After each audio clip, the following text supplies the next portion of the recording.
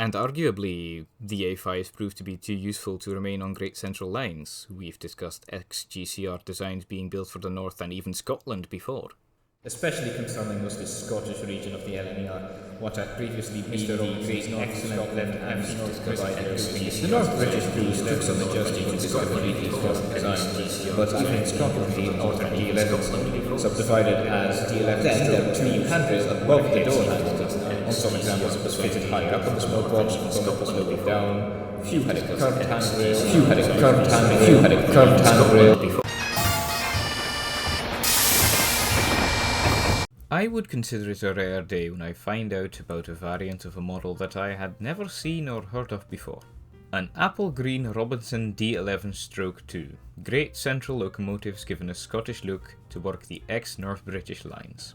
But they do look mighty Scottish, don't they?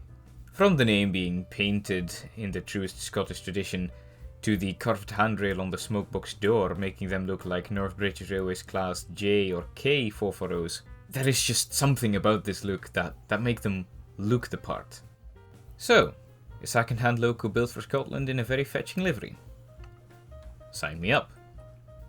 Yet, when I plopped this beauty on the track, I was mighty surprised. Right, you'll know how it goes by now. 62683 Hobbie Elliott, first performance test, and I'm most likely going to go backwards again. Yep. Ooh. That is very gentle. Mind you, this is on DC.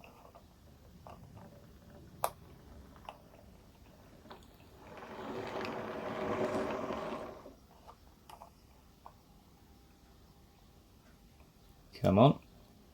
Can I get you to crawl? No?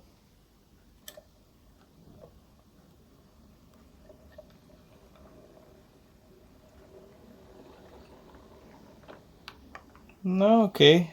But that's fair. You are an express engine, I guess. Oh dear. Come on. Come on. Oh no, wait, it was still going. Oh dear, oh dear. Right. But we at least know that she works now. How does she perform on the killer, I wonder? Okay, so we have a bird's eye view of the killer right now. Let's see what she does. Actually, let's move this wagon a bit. Okay, let's see. Oh! What's happening there?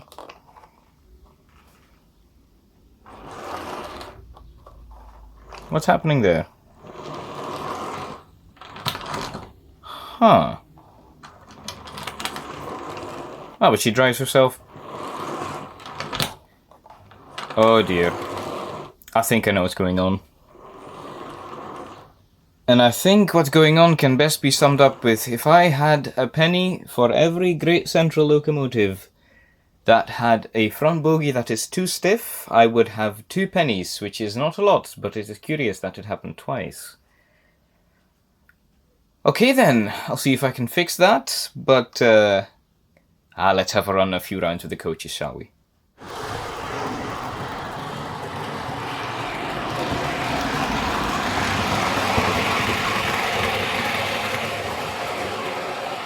When she's powering along the line, which, let's be frank, is what a simple train set layout is good for, she makes a mighty fine sight.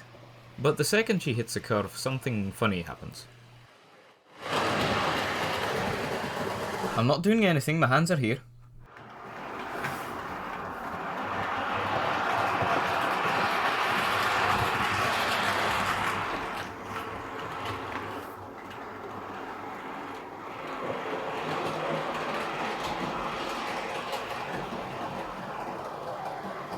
And after having just a chassis running with the coaches on, which makes for perhaps the weirdest train to ever run on my layout, I could confirm a few suspicions. After giving the loco a good look over, I realised what was causing her to struggle in curves and basically lock herself in point work. These decorative pieces of chassis above the bogie are in fact part of the original detail bag. It heavily restricts the bogie's ability to swivel, and with some nail polish remover, they popped right off. And after being fitted with DCC, she is now a far more free-running locomotive. But can she handle the killer now?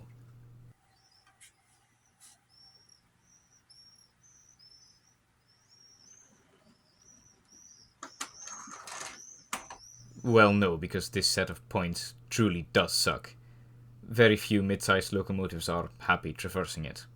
As for the rest of Elliott's performance, she seems to struggle at the lower ends of the speed scale, no doubt due to the amount of gears that are in the mechanism, which creates friction, which leads to a loss of power.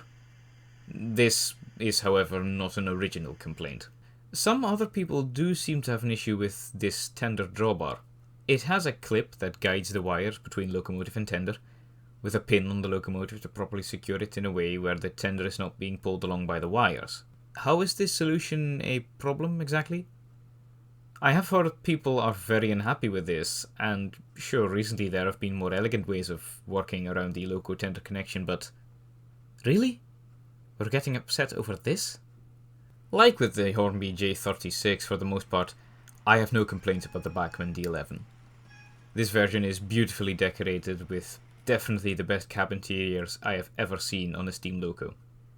And Bachmann clearly know that this is one of their best D11s, since this one just so happens to be a Collectors Club exclusive. Whereas I can perform shunting maneuvers with all my Pacifics, including the Pacific tank, I cannot do that with the D11.